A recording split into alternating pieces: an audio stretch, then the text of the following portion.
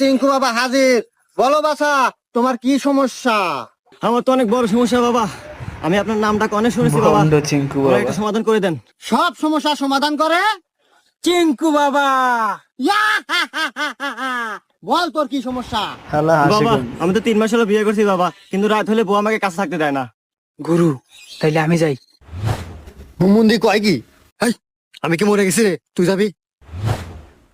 শোন, তোর এই সমস্যার সমাধান আমি করে দেব, কিন্তু কিছু টাকা খরচ হবে তোর।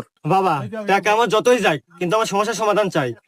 শোন তাইলে, আজকে বাড়িতে যাবি, 3টা পাটি ছাগল কিনবি, আর ওই ছাগলের সাথে 7 রাত কাটাবি। আর রাত্রিবেলা যখন ওই ছাগল ম্যা, ম্যা করবো, তখন তোর বউ বুঝতে পারবো, তারপর থেকে তোর কাছে থাকা শুরু করবো।